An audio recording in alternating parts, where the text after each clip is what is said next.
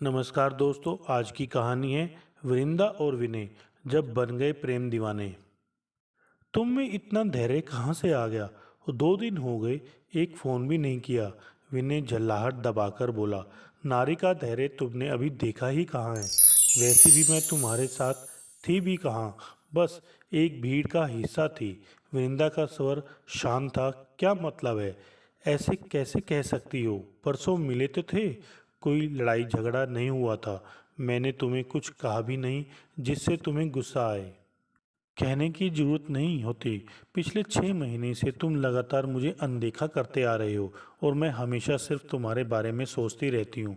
परसों भी अपनी किसी न किसी महिला मित्र से तुम फोन पर बात करते रहे, मानो मैं तुम्हारे साथ थी ही नहीं। वह तो मेरी लाइन ही ऐसी है। पर मैं तो पूरी तरह तुम्हारे सुख दुख में भागीदार बनकर समर्पित रही। जब भी तुम्हें कोई काम पड़ा तुम मुझे कह देते और तुम्हारा वह काम करते हुए मुझे लगता कि मैं प्यार के लिए अपना फर्ज निभा रही हूँ। यार ऐसा कुछ भी नहीं है। अच्छा तुम कल मिलो, ये बेकार की बातें हैं, इन्हें दिमाग से निकालो। कुछ भी नहीं बदला है। अभी ऑफिस में काम है, फिर बात करेंगे, कहकर वृंदा मोबाइल ऑफ करती हुई दफ्तर में लौट आई। अपनी कुर्सी पर बैठी वृंदा सोचने लगी कि इसी विनय ने 2 साल पहले शुरुआती दौर में कितनी कोशिश करके उससे संपर्क बढ़ाया था। नौकरी लगने के बाद जब वृंदा ने अपनी कहानी छपवाई तो उसको लगा था कि वह हवा में उड़ रही है। पहली ही कहानी किसी पत्रिका में छप जाए और प्रशंसा के सैकड़ों पत्र मिले तो मन तो उड़ेगा ही। बाद में उसकी कुछ और कहानियां छपी तो कुछ पाठकों के फ़ोन भी आने लगे। कुछ तो प्रशंसा के बहाने अपनी रचना पढ़ने का अनुरोध कर देते, कुछ छपी कहानी की समीक्षा विस्तार से करते। उन्हीं प्रशंसकों में से एक विनय भी था। किसी भी अखबार में वृंदा का कुछ छप जाता तो सबसे पहले उसका फ़ोन आता। एक दिन उसने पूछ ही लिया, आप क्या हर महिला लेखिका को फ़ोन करते हैं? मेरे अलावा दूसरे लेखकों को भी पढ़ते हैं क्या? मैडम, मैं पत्रकार हूँ, साहित्यिक पृष्ठ मैं ही तैयार करता हूँ, बाकी पत्र पत्रिकाओं में क्या जा रहा है उसकी पूरी जानकारी मुझे रहती है। क्या आप मेरी कहानियों को संभाल कर रखते हैं? वृंदा ने झिझकते हुए पूछा। मैं आपका ज़बरदस्त प्रशंसक हूँ, बताइए क्या सेवा है? आपकी यहाँ से प्रकाशित पत्रिका के पिछले अंक में मेरी एक कहानी छपी है, उसकी एक भी प्रति मेरे पास नहीं है। क्या आप एक प्रति भिजवा देंगे? शायद पोस्टमैन ने रख ही ली होगी। और अगले दिन विनय मेरे ऑफिस के रिसेप्शन पर बैठा था।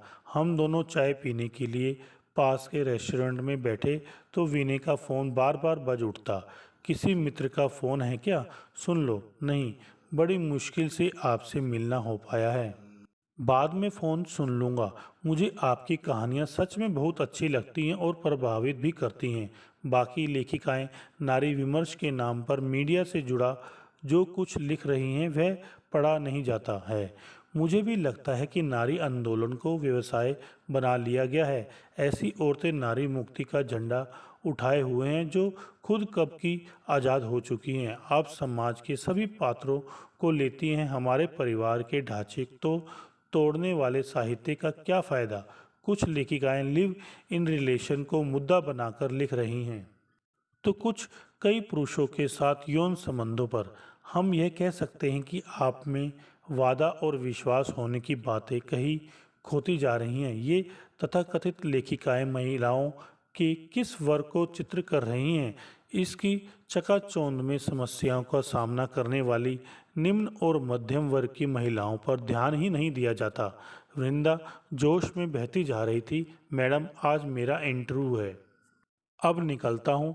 अब तो आपसे मिलना जुलना होता ही रहेगा। यह कहकर विनय फटाफट चला गया। फिर तो वृंदा को मानो बात करने के लिए बेहद सुलझा हुआ अपनी तरह ही सोच वाला साथी मिल गया।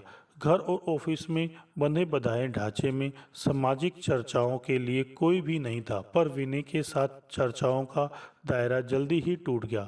बौद्धिक चर्चाएं स्त्री पुरुष के परस्पर आकर्षण पर आकर रुक गई। साहित्य जीवन से होती बना है। मगर विनय फ्रीलांसर था, इसलिए उसने साफ कह दिया था कि कहीं पक्की नौकरी लगने तक उसे शादी के लिए रुकना होगा।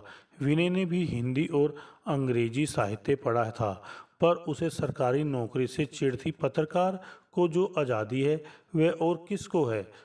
फिर पावर भी तो है। सत्ता के साए में रहने वाले बड़े बड़े लोगों से मिलने और बात करने का मौका जिस सहजता से एक पत्रकार को मिलता है, वह दूसरों को कहाँ मिलता है। विनय को एक न्यूज़ चैनल में नौकरी मिली तो उसका व्यक्तित्व निखर गया और उसी के साथ उसके संपर्क बढ़ते जा रहे थे। उस दिन लंच में वे दोनों पार्क में बैठे थे तो विनय फ़ोन सुनने लगा। ग्रुप के मित्रों की आपसी खटपट को लेकर वह नीता से 10 मिनट तक बात करता रहा। धीरे धीरे अलग अलग नामों के फ़ोन आने लगे।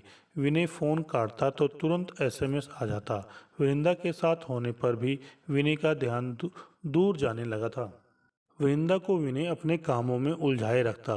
कभी समीक्षा के लिए लाइब्रेरी से किताब मंगवाता तो कभी कोलकाता में अपने घर जाने के लिए रेल का आरक्षण कराने के लिए वृंदा को कह देता। वह लंच में आधा आधा घंटा उसका इंतजार करती रहती और जब विनय आता तो फ़ोन पर कोई ना कोई डिस्टर्ब करता रहता। धीरे धीरे वृंदा को लगने लगा कि वह प्यार किसे करती है, विनय को या प्यार की धारणा को, जो आदमी अभी से कई लोगों में बटा है।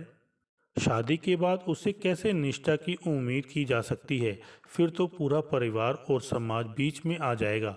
कभी वह विनय को टोकती तो कह देता, तुम्हारा वहम है, वह मेरी महिला मित्र है, सब से काम पड़ता है। फिर हमारा दायरा ऐसा है कि जिसमें पीने पिलाने के लिए पार्टी चलती ही रहती हैं। मुझे इन्हीं से चिढ़ है। जहाँ तक शराब की बात है तो हमारे यहाँ इसे कोई पसंद नहीं करता। फिर औरतों का शराब पीना तो हम सोच भी नहीं सकते। तुम अपने मध्यवर्गीय सोच से बाहर निकलो। सबकी अपनी अपनी जिंदगी है। मैं तो कम ही पीता हूँ, पर ग्रुप में कुछ लोग तो मुफ्त की देखकर इतनी पी लेते हैं कि उनके लिए घर लौटना मुश्किल हो जाता है। देखो विनय, अगर तुम शराब नहीं छोड़ोगे तो हम शादी भी नहीं कर सकते। रहना तो मुझे पत्रकारिता की दुनिया में ही है। तुम अपने माता पिता को समझाओ कि ना, शायद पीने वाला हर आदमी बुरा नहीं होता। मुझे मत समझाओ। मैंने शादी में शराब पीकर लोगों की हुड़दंग करते देखा है। बीवी को पीटते लोग भी देखे हैं। हमारे एक रिश्तेदार की मौत शराब पीने के बाद छत से गिरकर हो गई थी। जब मैं ही तुमसे कन्विंस नहीं हो पा रही हूँ तो मम्मी पापा को कैसे करूँ? हम दोनों की ज़िंदगी और हमारे मूल्यांकन का तौर तरीका बिल्कुल अलग है। जो चीज़ तुम्हें सामान्य लगती है वह मेरे लिए अजीब हो जाती है। फिर तुम सिर्फ मेरे नहीं हो बल्कि नीता, पिंकी, श्वेता यानी एक साथ कितनी लड़कियों से दोस्ती की हुई है जो तुम्हारे करीब आने के लिए एक दूसरे को पछाड़ने में लगी हुई हैं। उनके साथ काम के सिलसिले में बाहर जाना होता है। फिर मैं हूँ ही इतना हैंडसम और वेल बिहेव्ड कि सभी मुझे पसंद करती हैं, पर मैं शादी तो तुमसे ही करूँगा। वृंदा का फ्रस्ट्रेशन बढ़ने लगा। विनय का फ़ोन अक्सर व्यस्त मिलने लगा। कहीं उसकी सरकारी नौकरी के कारण ही तो उससे वह शादी करने के लिए जिद पर अड़ा हुआ है। फिर वृंदा की कहानियाँ और व्यक्तित्व की जो तारीफ शुरू में होती थी वह क्या था? शायद फ्लर्ट करने का तरीका। जिस सामाजिक महिला कार्यकर्ताओं लेखिकाओं की शुरू में विनय आलोचना करता था, हमेशा उन्हीं के बीच तो रहता है। वह रिश्ता शायद दोनों के लिए अपरिचित संसार का आकर्षण था। वृंदा मुलाकातों में खुद के लिए विनय के मन में जगह ढूंढती, मगर वहां उसे भीड़ नजर आती। शाम को विनय का फोन फिर आया। कल लंच में मिलो ना। नाराज क्यों हो? नाराज नहीं हूँ, पर मुझे नहीं लगता कि हमें शादी करनी चाहिए। ऐसी जिंदगी का क्या फ़ायदा जिसमें मैं तुम्हारे लाइफस्टाइल की आलोचना करती रहूं और तुम मेरे अपने लाइफस्टाइल की ही किसी लड़की से शादी कर लो। मैं भी अपने रिश्ते के बारे में सोचते सोचते थक गई हूँ। कोई रास्ता तो निकलेगा ही। ध्यान से सोचो, जल्दबाजी में कोई फैसला मत करो। नहीं, मैं तुमसे जितना प्यार करती हूँ उतना तुम मुझसे कभी भी नहीं कर पाओगे। हमेशा मैं ही समझौता करती हूँ और तुम पूरा ध्यान ना दो। ऐसा कब तक चलेगा? कहकर वृंदा ने फ़ोन काट दिया। अचानक उसने राहत की सांस ली। रुलाई फूट रही थी, मगर प्यार था रिश्ते का, छाया के पीछे कब तक भागा जा सकता है?